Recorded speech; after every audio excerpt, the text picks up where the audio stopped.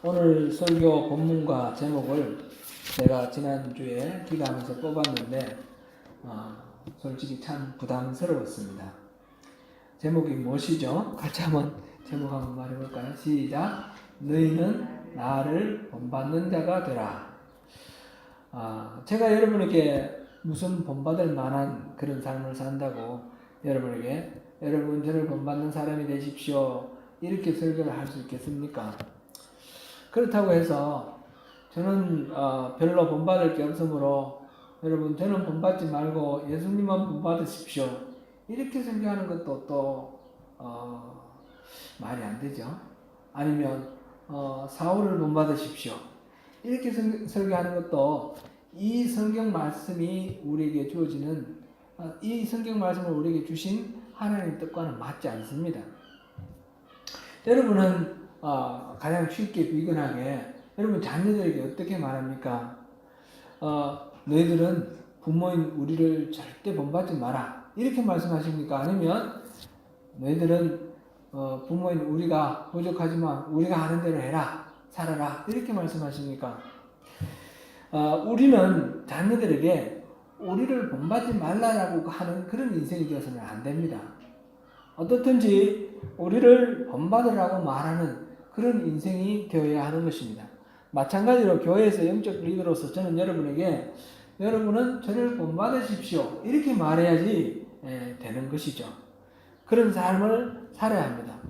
여러분도 또한 다른 성도들에게 나를 본받으십시오 하는 영적 리더의 자리를 그것을 쓰고 그렇게 살아야 하는 것입니다. 오늘 제목 너희는 나를 본받는 자가 되라 하는 이 말씀 우리 잘 묵상하시면서 우리는 어떤 삶을 살아야 할지 하나님이 주시는 답을 받아 누리시길 바랍니다. 먼저 이 설교 본문을 정하고 제목을 정하는 데 대해서 조금 말씀을 드리겠습니다. 이 본문 정하고 제목 정하는 것은 사실상 여간 어려운 일이 아닙니다. 왜냐하면 설교는 설교자의 그 개인적인 견해를 말하는 것이 아니고 하나님의 말씀을 대언해야 되는 것입니다. 아니 오히려 더 정확하게 말씀드리자면 하나님께서 설교자의 입을 빌려서 하나님의 말씀을 선포하는 것이 되어야지 바른 설교입니다. 그러나 자칫 잘못하면 설교는 성경 말씀을 인용하고 하나님의 말씀을 빙자해서 그 설교자의 개인의 의견을 연설하는 그런 잘못에 빠지기 쉽습니다. 오늘날 우리 교회의 설교가 얼마나 많이 오염되어 있는지 모릅니다. 성경 말씀 인용한다고 해서 다 하나님 말씀인 것은 아닙니다. 자신의 주장을 관철시키기 위해서 하나님 말씀을 멋대로 갖다 끌어들이는 그런 설교들이 참 많습니다. 그래서 성도 여러분들도 설교를 들을 때에 내 마음에 얼마만큼 위로가 되느냐, 내 마음은 얼마만큼 맞느냐 이것을 기준으로 삼을 것이 아니고 이 말씀이 얼마만큼 성경 말씀에 그 본뜻과 맞느냐 하는 것을 기준으로 삼아서 설교 말씀도 잘 분별하여 들어야 합니다. 저의 경우에도 설교가 제 개인의 감정을 담거나 의견을 주입시키기 위해서 성경 말씀을 인용하고 하나님의 뜻이다 이렇게 주장하지 않기 위해서 저는 나름대로 늘 깨어있기를 기도하고 하나님의 인도하심을 구합니다. 그런 관점에서 설교의 본문과 제목을 정할 때는 참 쉽지 않습니다. 비교적 이렇게 제목과 본문을 정하는 것이 쉬운 방법이 강해설교입니다.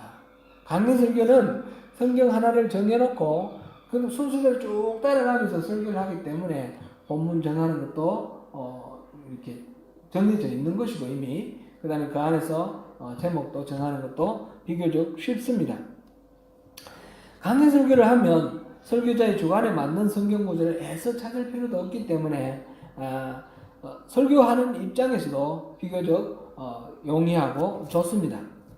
그러면서 객관적인 그런 입장을 취하기가 쉽습니다. 제가 이 송명교에 와서 수요 예배 때 출애굽기를 65주에 걸쳐서 강해 설교를 했고 그건 수요 때고, 그 끝나고 난 뒤에, 그 다음에 주일 예배 때 갈라디아서, 그리고 지금은 그 마태복음 5장부터 7장 사이에 상당수훈을 강해 설교로 하고 있습니다.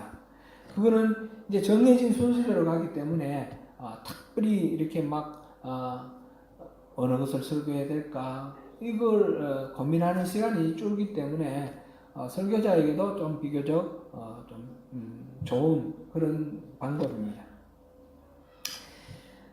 그렇다고 해서 강해 설교가 모두 하나님 뜻을 잘 전한다거나 또 강해 설교만이 하나님 뜻을 전한다 이렇게 말할 수는 없습니다.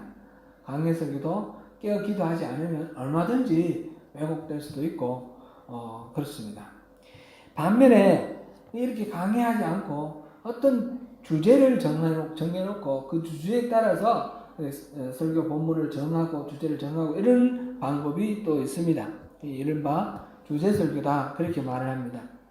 이때도 그 주제를 그냥 내키는 대로 정하지 아니하고 하나님이 주시는 마음으로 그렇게 정하기 위해서 늘 치열하게 기도합니다. 제가 성명교회 부임하고 1년간은 주일 예배 때 신앙의 기본, 믿음이 뭔가, 구원이 뭔가 이것을 1년 동안 설교를 했습니다. 그리고 그것이 끝나고 난 뒤에 이 수요 예배 시간 그 출애굽이 끝나고 그 다음부터 이런 신앙의 기초 위에서 우리는 실질적으로 어떻게 신앙생활을 해야 되며 실질적으로 어떻게 교회를 세워나가야 하는지 그것을 계속해서 살펴보았습니다. 작년에는 수요 예배 시간에 예수님은 어떻게 사역하셨는지, 사도들은 어떻게 사역하셨는지, 우리들은 그러면 어떻게 사역해야 하는지 그것을 쭉 살펴봤고 그 연장선상에서 교회는 어떻게 세워져야 되는지, 우리는 어떻게 신앙생활을 해야 하는지 그것을 지금 살펴보고 있는 중입니다. 오늘 본문은 그런 문제의식을 가지고 제가 기도하면서 골랐습니다. 나를 본받으라 하는 이 사도의 말씀을 통해서 교회는 어떻게 세워져야 되고 우리는 또 어떻게 신앙생활을 하는지 그것을 알아보기 위해서입니다. 성경에서 나를 본받으라고 하는 말은 세 군데 나옵니다. 고린도전서 4장, 지금 11장인데 4장 한번 보겠습니다. 앞으로 가서 4장 16절 같이 읽어봅니다. 시작. 그러므로 내가 너에게 권하노니 너희는 나를 본받는 자가 되라. 그리고 지금 오늘 본문 고린도전서 11장 1절입니다. 내가 그리스도를 본받는 자가 된 것 같이 너희는 나를 본받는 자가 되라. 그리고 제가 이 빌립보서가 아닐 텐데 잠깐만요.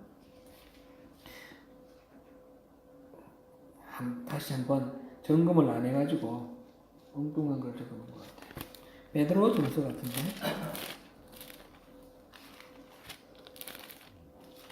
베드로전서 한번 찾아보시죠. 베드로전서.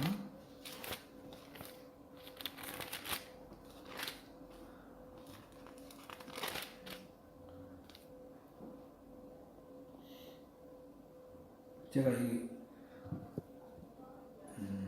이거 어디 나오는 출처를 이 베드로가 한 말, 베드로 사도가 한 말인데 베드로전서 지금 몇 장 몇 절인지 그거는 제가 잘못 적은 것 같아요.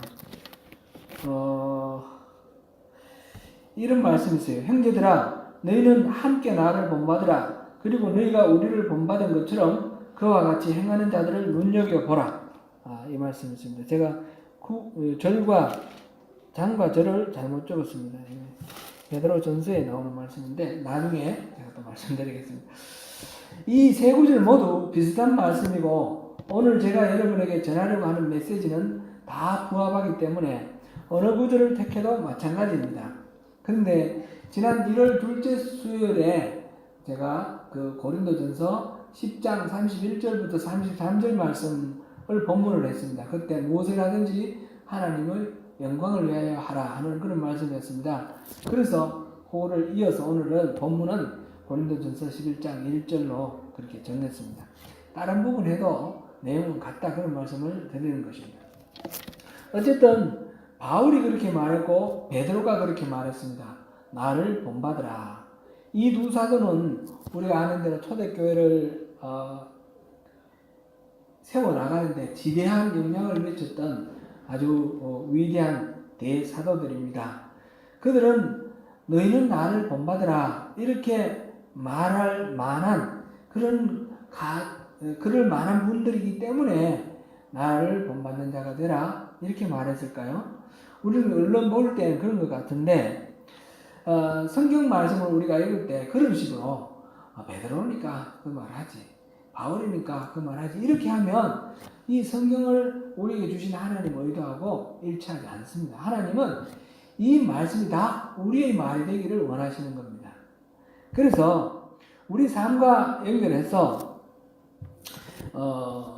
목회자인 저도 여러분들은 저를 본받으십시오 이렇게 말해야 되고, 또 여러분들도 다 나를 본받는 자가 되라 누구에겐가 그렇게 말하는 그런 사람이 되어야 되는 것입니다. 예를 들면 속회를 인도할 때 속도원들이라든지, 아니면 집에서 우리 자녀들에게라든지, 교회학교 교사를 한다면 교회학교 학생들이라든지, 아니면 내가 전도를 해가지고 예수를 믿어라 그래서 전도를 받은 사람이라든지, 아니면 내가 교회에서 나이가 많아서 연배가 높아서 또 어린 젊은 성도들에게 말을 한다든지, 어떤 경우에나 내가 누구에게인가 영향력을 미치는 자리에 있을 때 그 영향력을 행사하는 그런 사람이라면 나를 본받으세요 이렇게 말할 수 있는 그런 사람이 되어야 됩니다. 그것이 우리가 부름받은 그리스도인의 모습입니다. 바울 사도가 말하는 이 내용도 그렇고, 베드로도 그렇게 우리를 본받은 것처럼 그와 같이 행하는 자들을 눈여겨보라 그랬는데, 눈여겨보고 그들을 스승으로 삼아서 다른 사람들이 다시 본받게 하라 그런 의미입니다. 이게 문맥으로 볼 때 그렇습니다.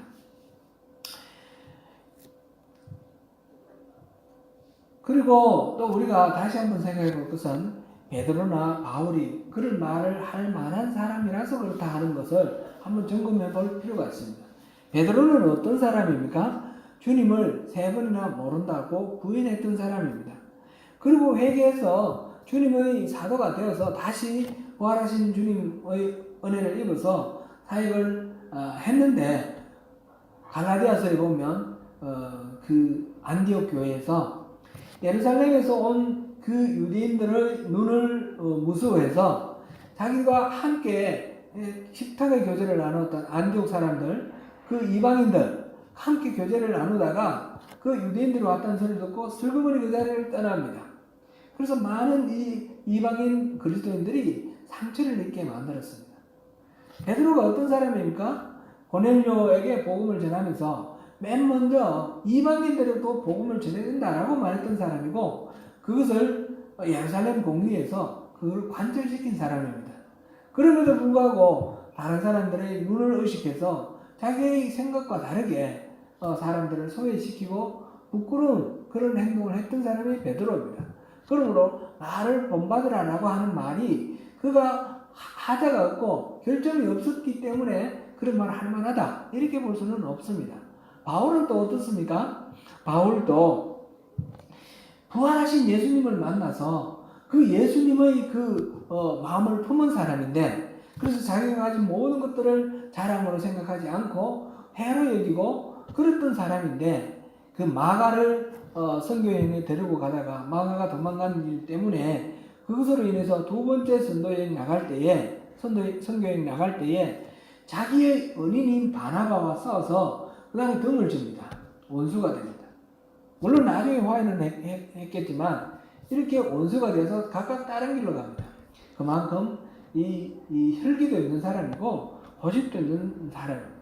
뿐만 아닙니다. 아테네에 가가지고 아테네 철학의 중심 도시 그곳에 가서 자기의 그 탁월한 웅변술, 그 논리 이거를 앞세워서 거기 있는 사람들에게 말로 설득을 합니다.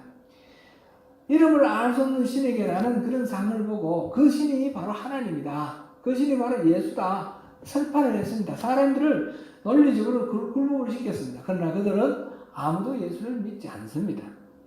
그것 때문에 침체되어 가지고 낙심이 되어서 고린도에 갔을 때 내가 무서워서 떨었다 그래서 그렇게 말을 하고 있습니다. 베드로나 바울이나 나를 본받으라 라고 말하는 것은 그들의 인격이 완전해서가 아니며 그들의 삶이 완전 무결해서가 아니라는 것을 우리가 충분히 알 수 있습니다. 여러분은 저를 본받으십시오. 이 시간 설교하면서 제가 여러분에게 전하는 메시지입니다. 제가 자신을 돌아보니 많은 약점이 있고 허술한 점이 많아서 여러분에게 감히 저를 본받으십시오 이렇게 말씀드리기가 참 부끄럽습니다. 그렇지만 제가 단대히 여러분에게 말씀드리는 바는 여러분 저를 본받으십시오 라는 말씀입니다. 그러면 무엇을 본받으라는 말씀일까요? 오늘 본문 고린도전서 10장 33절과 11장 1절을 다시 한번 읽어보겠습니다. 오늘 본문 고린도전서 10장 33절과 11장 1절 다시 읽어봅니다. 시작.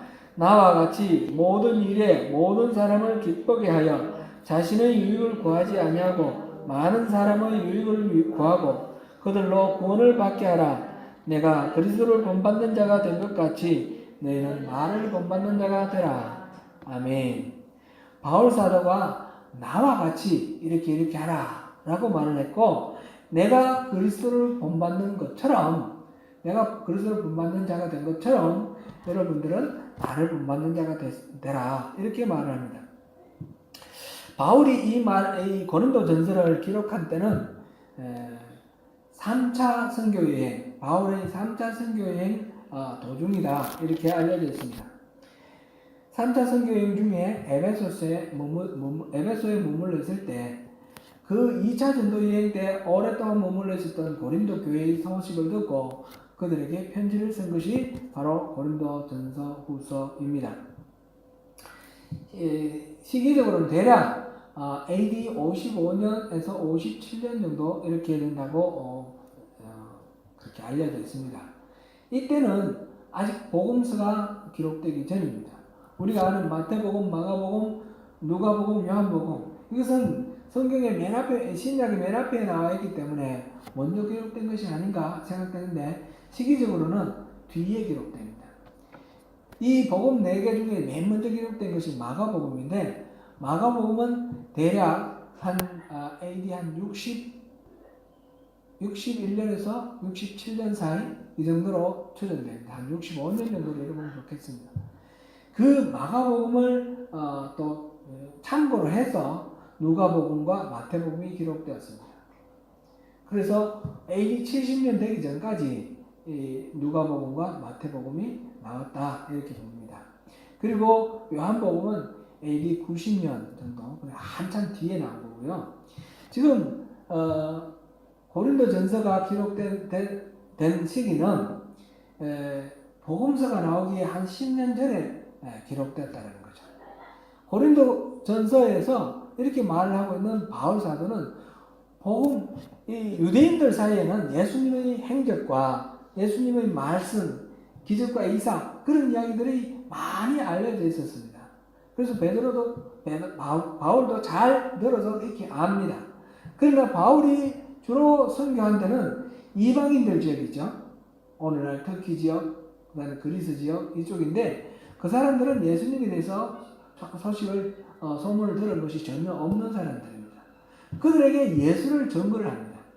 예수를 증거를 하는데 예수님이 이렇게 사셔서 이런 일을 하셔서 이런 방식으로 증거하는 것이 아니라 예수님의 죽으심이 우리에게 어떤 의미를 갖는지 그 세례와 십자가 그것을 직접 말씀을 전하는 것으로 그리고 그 예수님이 십자가에 어떻게 동참하여 살아가는지 자기 몸으로 보여주는 그런 방식으로 예수를 전했습니다.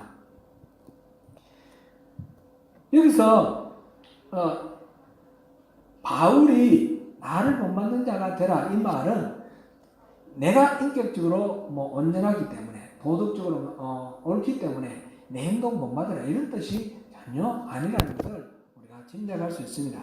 예수님은 사람의 몸을 입고 이 땅에 오셔서 자신의 삶을 통해서 또 기적을 행하든지 아니면 말씀을 전하든지 또는 십자가를 지시고 부활하시고 이런 전 생애를 통해서 하나님이 어떤 분이신지 계시한 그런 삶을 사셨습니다. 예수님의 인생은 이 인생을 통해서 하나님을 증거하는 거였습니다. 그런데 바울은 자기 삶을 통해서 예수를 증거하는 삶이었습니다. 십자가 복음을 증거하는 그런 삶이었고 궁극적으로는 바로 하나님을 증거하는 거죠. 그래서 나를 본 거더라 이 말은 내 안에 나타나는 예수를 발견하고 예수를 본받으라 그런 말이 되는 것입니다. 나의 행동에서 나의 의와 나의 윤리를 나의 도덕 나의 인간성을 본받으라는 뜻이 아니라 내가 살아가는 내 삶을 통해서 예수님이 어떤 분이신지를 알아라 그런 말이죠. 그 예수님처럼 우리가 살아가자 그런 의미입니다. 저 또한 여러분에게 말씀드리는 것은 저희 연약함에도 불구하고 복음을 증거하며 살기 위해 분타는 저를 보시면서 제 안에 계신 예수를 발견하시고 그 예수님을 본받으시기 바란다. 그런 의미가 되는 것입니다. 제가 부임하고 난 후에 많은 일이 있었습니다. 제가 여러분에게 드릴 말씀은 제가 어떤 상황에서 인간적인 방법을 따르지 않고 하나님을 바라보며 하나님을 의지했다는 것과 세상적인 영광을 추구하지 않고 참된 하나님의 부흥이 이루어지기를 바라며 기도했다는 것을 여러분은 아실 것입니다. 끊임없이 반복하여 강조하면서 자기의 의로 하나님 나라를 이루려고 하는 율법주의를 배격하고 자기 만족을 위해 하나님과 교회를 이용하려는 기복주의를 뿌리 뽑으며 하나님의 방식이 아닌 인간적인 방법으로 문제를 해결하는 인본주의를 뿌리 뽑자라는 것을 여러분에게 호소했고 저 또한 그것을 위해서 분투하며 살아왔음을 여러분들이 보셨을 것입니다. 저희 인격적 미숙함이 아니라 제 안에서 말씀하시는 예수님을 본받으시기 바랍니다. 그리고 여러분 모두 나를 본받는 자가 되라 라고 말씀하시는 참된 주님의 제자들이 되시기를 바랍니다. 여러분이 바로 다른 사람들에게 그렇게 나를 본받는 자가 되라 하시는 또 다른 한 스승이 되시기를 바랍니다. 마가복음 3장 13절부터 15절까지 한번 보시겠습니다. 마가복음입니다.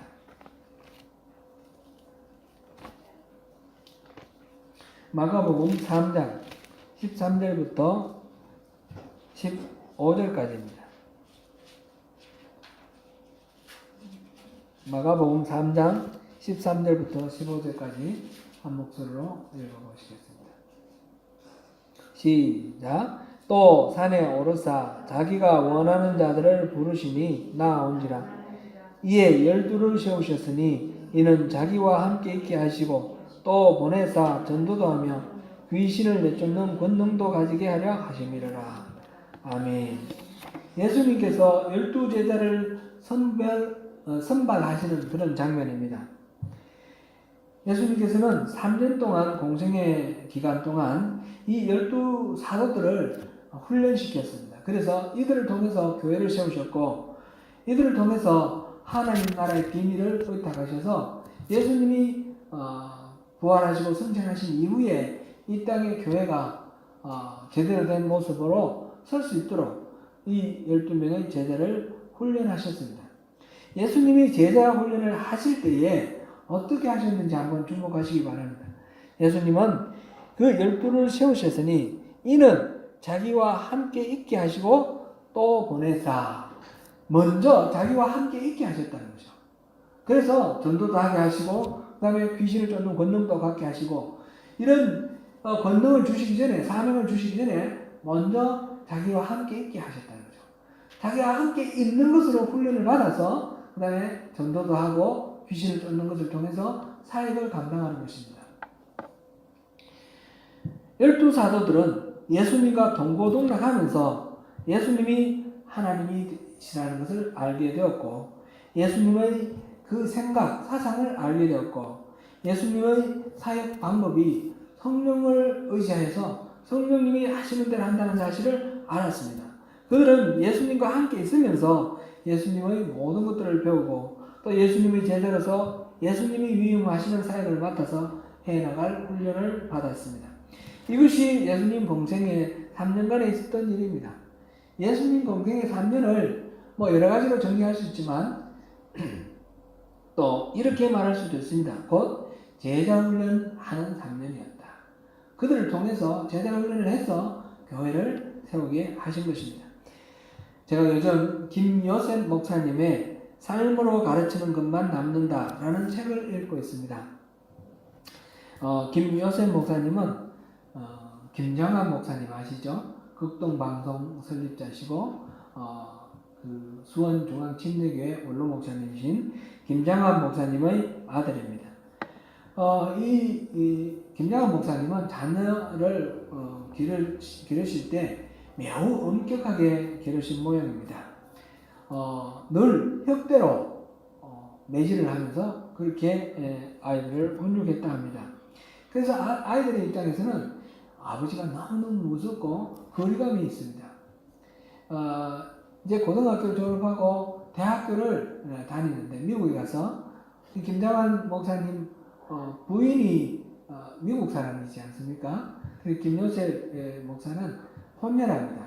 그래서 생김새는 외국인 모습이라서 한국에서 이렇게 자랄 때 또 여러 가지 아픈 얘기들도 많이 있는데 대학교를 미국에서 공부를 하게 됐습니다. 미국에서 공부를 하는데 시카고에서 공부를 할 때 아버지가 무디 신학교에서 이제 강의를 하기 위해서 오셨다가 그 아들 집에 머무르게 되었습니다.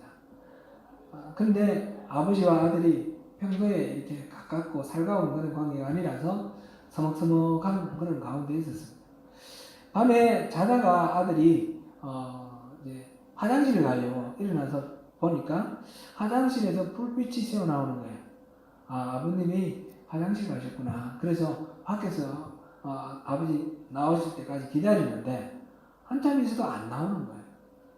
그래서 무슨 이 어르신이 또 무슨 또 탈이 났나 싶어서 문을 이렇게 열어보니까 화장실 변기 뚜껑을 덮고 그 위에 수건을 올려놓고 거기에 엎드려서 기도를 하고 있는 거예요. 기도하는 소리를 들어보니까 우리 요셉이를 주님이 지켜주십시오. 그걸 기도를 하고 있는 거예요. 자기가 나와서 또 한참 동안 그랬지만 계속 얼마나 기도를 했는지 모르는 거죠. 이 김장한 목사님이 이제 한국과 미국 사이에 시차도 있고 하니까 아마 적응이 잘 안 돼서 밤에 잠이 안 오니까 그래서 기도를 했는지 모르겠습니다만은 이 아들이 그 아버지의 기도하는 모습을 보고 마음이 녹았습니다. 내가 아버지같이 저렇게 훌륭한 목사님은 못 되지만 아버지처럼 저렇게 기도하는 그런 사람은 돼야 되겠다. 그렇게 결심을 하고 그 다음부터 아버지의 길을 따라가는 그런 삶의 전환점이 되었다 합니다. 이 김효세 목사는 그래서 삶으로 가르치는 것만 남는다. 그렇게 주장하고 있습니다.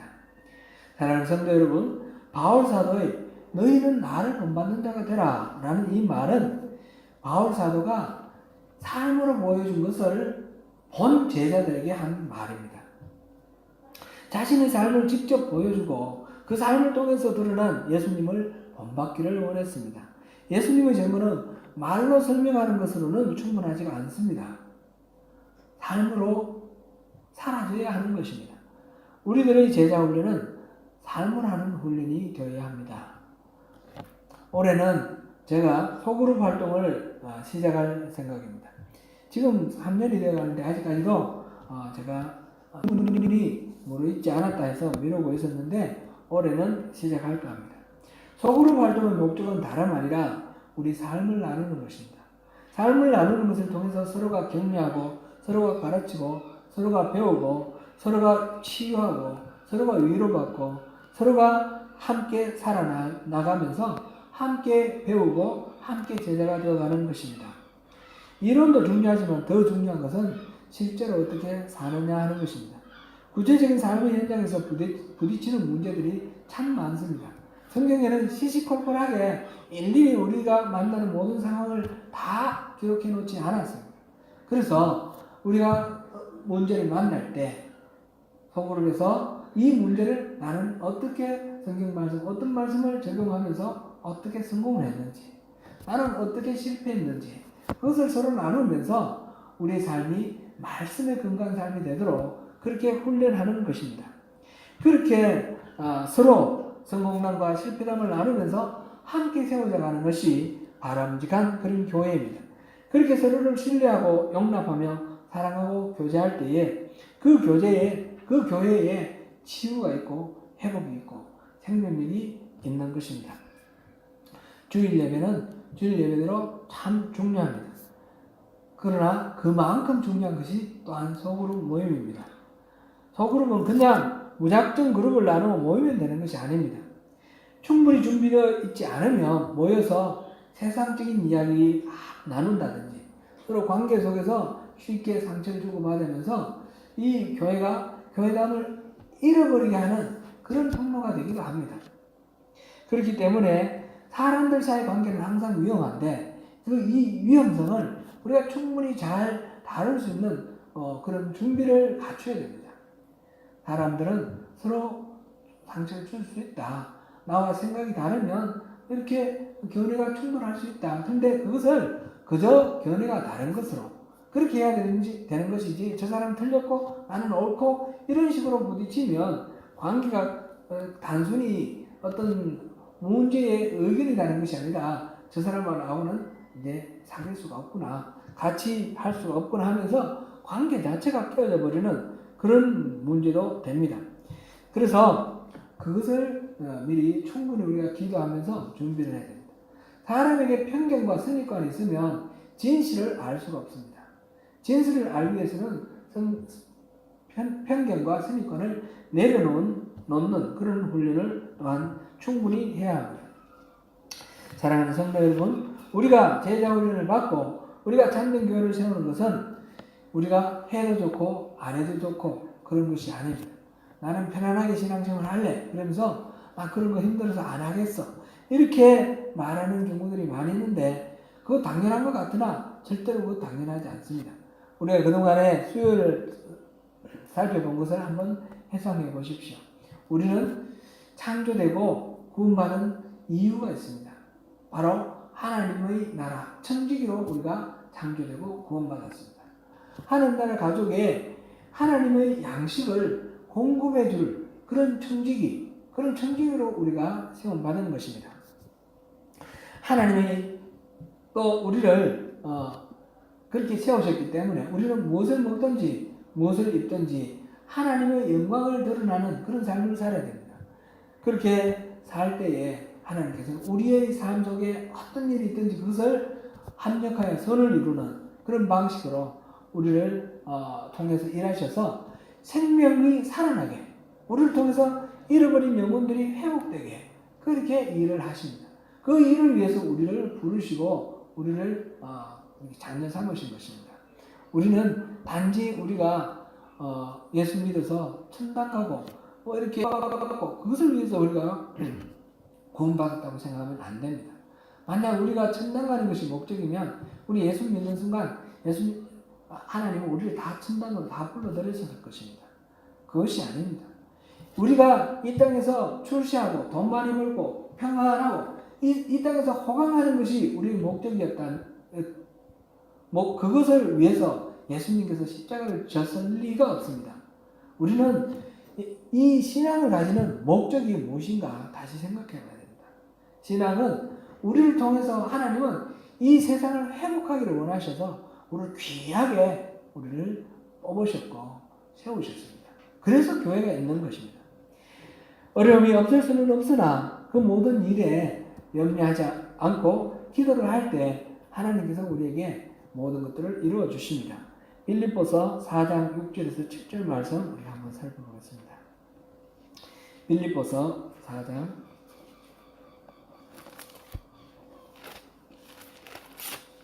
6절에서 7절 같이 읽어보겠습니다. 시작.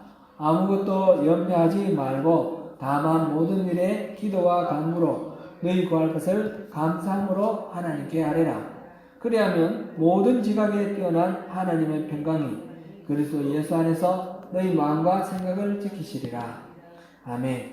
이 말씀은 계속 많이 인용을 합니다. 제가 지난주에도 인용을 했고 만큼 이 말씀은 중요합니다. 우리가 잘 새기고 이 말씀대로 그렇게 우리가 기도하면서 살아가면 좋겠습니다. 사랑하는 성도 여러분, 예수님을 본받는 사람이 되십시오. 그리스도를 본받는 바울과 베드로를 본받는 참된 주님의 제자가 되십시다.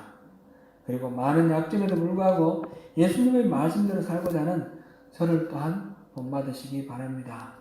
그리고 우리 모두 누구에게나 나를 본받는 자가 되라 라고 말할 수 있도록 스스로를 주님의 기준으로 훈련하고 단련하는 주님의 제자가 되어서 주님이 허락하시는 하늘나라의 복을 다 누리시는 저와 여러분이 되시기를 축원합니다.